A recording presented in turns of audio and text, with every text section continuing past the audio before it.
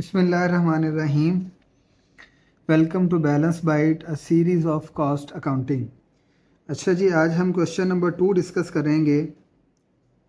During the month of March 20 Al Agha industry purchase material of 180,000, out of which material 4,000, salaries and wages for the month included direct labor 70,000, factory overhead cost for the month is as under। अभी यहाँ तक देखें तो जो हमें information दी है material purchase की दी है, उसमें से 4,000 का मटेरियल रिटर्न हुआ है। यहाँ पे हमें डायरेक्ट लेबर की कॉस्ट दे दी है 70,000 और factory overhead cost for the month is as under. बाकी ये सारे फैक्ट्री ओवरहेड दे दिए हैं। Depreciation of plant and machinery, fire insurance, indirect labour, power, heat and light, tool expenses, repair and maintenance of plant and machinery और miscellaneous manufacturing cost. अब अगर यहाँ पे क्वेश्चन नंबर 1 और 2 का डिफरेंस देखा जाए तो क्वेश्चन नंबर 1 में उसने हमें एफओएच की डिटेल नहीं बताई थी। उसने क्वेश्चन नंबर 1 में सिर्फ ये बताया था कि जो डायरेक्ट लेबर है उसका 80% जो है वो एफओएच है। अगर कभी भी क्वेश्चन में एफओएच परसेंटेज में दिए हों तो उसको हम कहते हैं अप्लाइड एफओएच, और अगर इस तरह से डिटेल में दिए हों, नेम बताए हों, एफओएच की टाइप्स बताई हों तो इनको हम कहते हैं एक्चुअल एफओएच। तो यानी इस क्वेश्चन के अंदर एक्चुअल एफओएच दिए हुए हैं, हमें अप्लाइड नहीं दिए। अप्लाइड हमेशा परसेंटेज में होते हैं। Other expenses for the month are, selling है 10% ऑफ सेल और एडमन है 5%। और आप लोगों को बड़ी अच्छी तरह से पता है कि सेलिंग और एडमन जो हैं वो cost of goods sold statement में नहीं आते, वो बल्कि इनकम स्टेटमेंट में आते हैं। तो याद रखिएगा, जो यहाँ पे आपने गलती करनी है वो ये करनी है कि आपने सेलिंग और एडमन को भी कॉस्ट ऑफ गुड्स सोल्ड में लिखना है। तो सेलिंग और Edmund expense cost of goods sold में नहीं आएंगे, बल्कि सेलिंग और एडमन एक्सपेंसेस आपके इनकम स्टेटमेंट में आएंगे। उसके बाद लिखा हुआ है सेल्स फॉर द मंथ, आपको ये दी हुई है closing cost of inventories as under. March 1 पे ओपनिंग इन्वेंट्रीज हैं और मार्च 31 पे क्लोजिंग है। मटेरियल की ओपनिंग इन्वेंट्री, मटेरियल की क्लोजिंग इन्वेंट्री।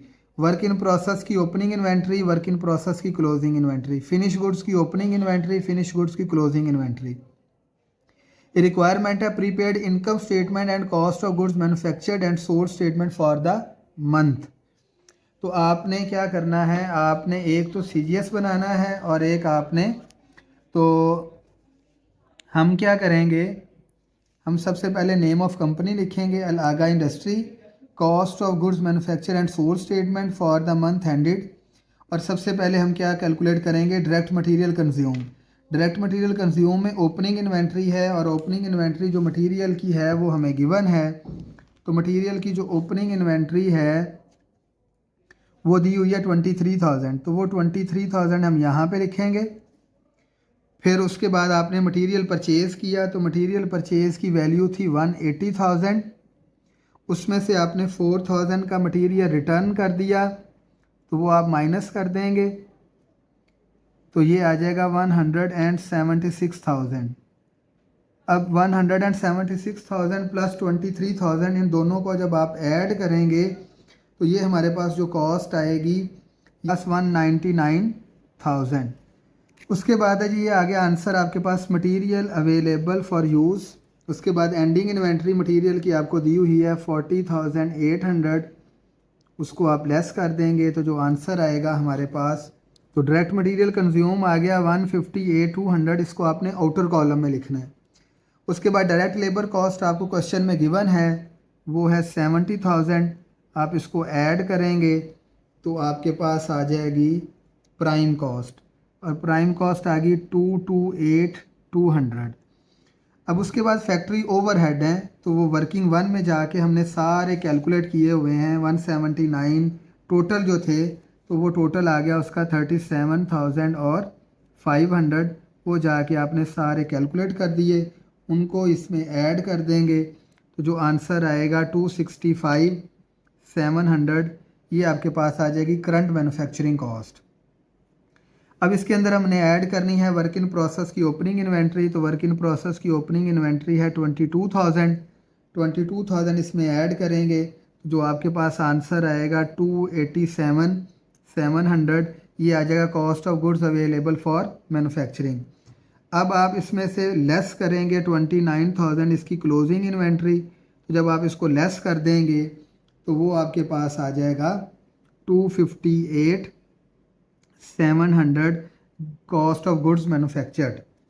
फिर हम इसके अंदर ऐड करेंगे फिनिश गुड्स की ओपनिंग इन्वेंट्री। तो फिनिश गुड्स की ओपनिंग इन्वेंट्री है 104,000, उसको हम ऐड कर देंगे इसके अंदर, तो आंसर आ जाएगा 362,700। और इसमें से फिनिश गुड्स की क्लोजिंग इन्वेंट्री लेस कर देंगे तो जो आपके पास आंसर आएगा वो आ जाएगा आपके पास कॉस्ट ऑफ गुड्स सोल्ड 265,000।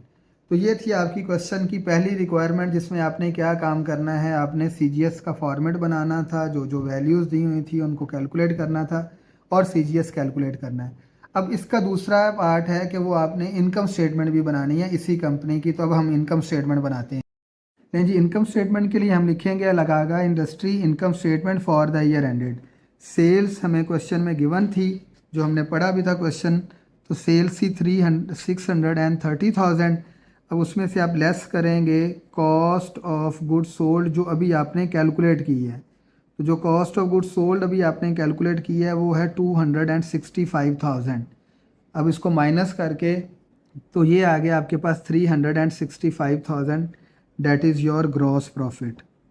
अब आप इस ग्रॉस प्रॉफिट में से लेस करेंगे ऑपरेटिंग एक्सपेंसेस, जो मैंने आपको क्वेश्चन पढ़ते हुए बताया था कि इन एक्सपेंसेस को आपने वहाँ पे नहीं लिखना। अगर इनको आप वहाँ पे लिखेंगे तो क्वेश्चन गलत हो जाएगा। तो वो थे जी आपके पास सेलिंग एक्सपेंसेस, ठीक है जी। और सेलिंग एक्सपेंसेस हैं 10% ऑफ सेल। तो सेल का 10% लेंगे आप तो वो आ जाएगा 63,000। और उसके बाद आ जाएगा एडमिनिस्ट्रेटिव एक्सपेंसेस। तो एडमिनिस्ट्रेटिव जो एक्सपेंसेस हैं वो आ जाएंगे हमारे पास 5% ऑफ 630,000, तो वो आ जाएगा 31,500। अब जब आप इन दोनों एक्सपेंसेस को ऐड करेंगे तो हमारे पास टोटल ऑपरेटिंग एक्सपेंसेस आ जाएंगे 94,500। तो ग्रॉस प्रॉफिट में से जब आप माइनस करेंगे अपने ऑपरेटिंग एक्सपेंसेस तो आपके पास आंसर आ जाएगा that is your net profit. क्योंकि इसके अलावा ना कोई आपके पास अदर इनकम है ना ही कोई अदर एक्सपेंसेस हैं, तो सो आपका जो नेट प्रॉफिट आ गया वो आ गया 270,500। लें जी, थैंक यू वेरी मच। कोई भी आपकी क्वेरी हो तो कमेंट सेक्शन में जाके जो है वो आप मैसेज कर सकते हैं। अल्लाह हाफिज़।